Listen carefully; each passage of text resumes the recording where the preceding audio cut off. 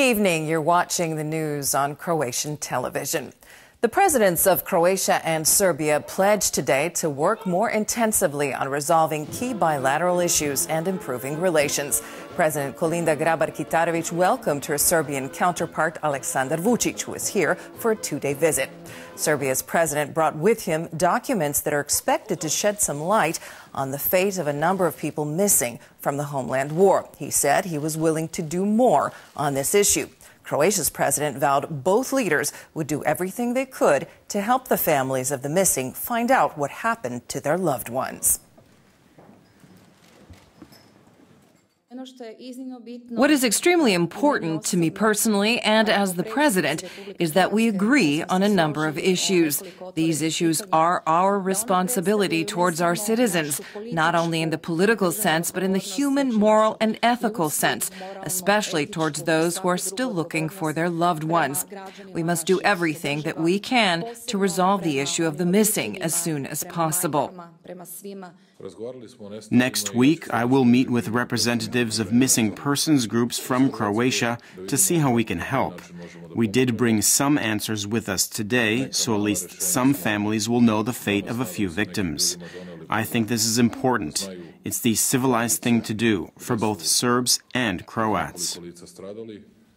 After meeting with the president, Aleksandar Vučić attended a working lunch with Prime Minister Andrej Plenković and later met with Parliament Speaker Gordan Jandroković. Signing the guest book at government headquarters, Vučić wrote that he believed relations between Croatia and Serbia would improve significantly in the future.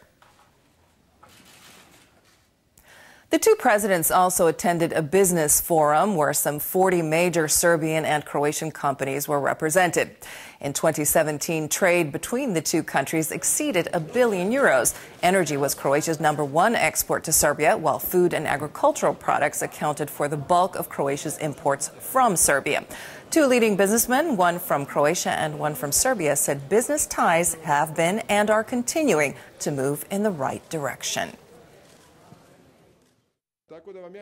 We haven't had any bad experiences. We are growing on the Serbian market.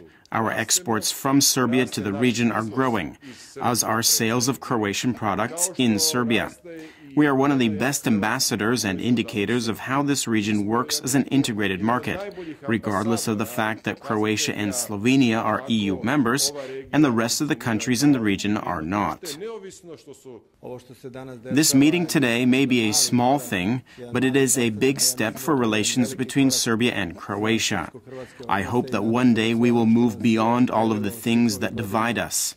If France and Germany, after all of their history, were able to become the cornerstone partnership of the EU, then I don't see why Serbia and Croatia could not do the same in this part of Europe. Around 400 people gathered in Banja Jelačić Square to protest the Serbian president's visit after they were not allowed in St. Mark's Square, the seat of government, as they had planned. Police cordoned off the area for security reasons. The protesters chanted, "Betrayal, betrayal." They eventually returned to the main square. Police confirmed that only one person was arrested during the protest. It is very sad that our very own police cordoned us off. It's distressing, sad, and wretched.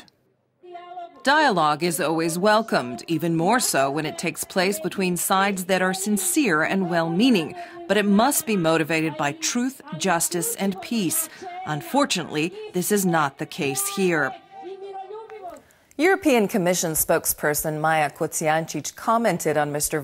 Vučić's visit today. She said every step that could lead to better relations in southeastern Europe was important and welcomed.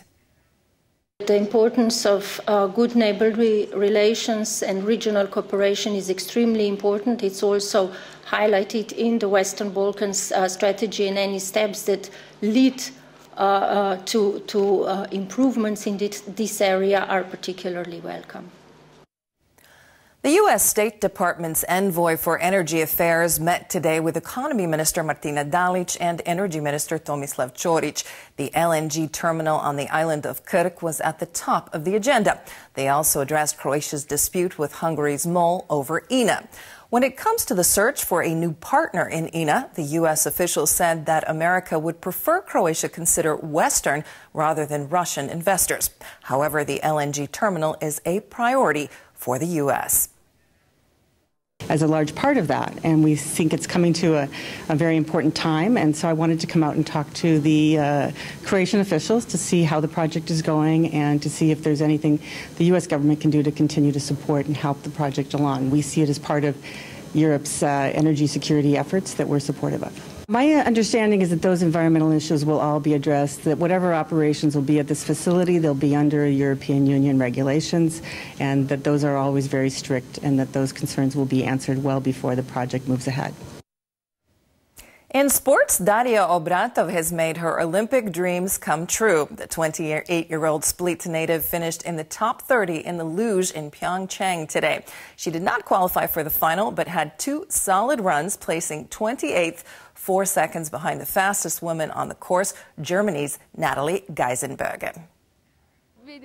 People understand that we didn't come here to get a medal or a top finish. For us, just being here is a major achievement. I'm really happy to be here, and I'm doing the best that I can. I was more nervous about my back, which has been hurting for the past few days in training.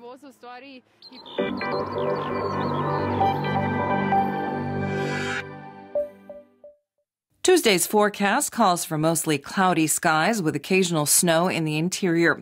Heavier snow is expected in the mountains. There will be variable clouds and rain along the coast. The North Shore and interior Dalmatia will get some sleet and snow. The precipitation will taper off by the late afternoon, starting in the northwest. The coast will see a moderate to high northeasterly in the north. The Velebit area can expect gale-force northeasterly gusts, while a southeasterly wind will dominate in the south. Morning lows will range from -4 to +1 and from 2 to 7 on the coast. The day's highs will be between -2 and +3 in the interior and between 5 and 10 on the Adriatic. Looking ahead in the week, the interior may still see a few snowflakes on Wednesday, especially in the east, but conditions will improve in the second half of the week. It will be at least partly sunny on Thursday, with a chance of morning fog. Temperatures will rise gradually as we move toward the weekend. Conditions will also improve on the coast around midweek. It will be partly to mostly sunny and dry. There will still be a moderate to high northeasterly on Wednesday, but winds will fall on Thursday. The mornings will be cold, but daytime temperatures will warm up gradually.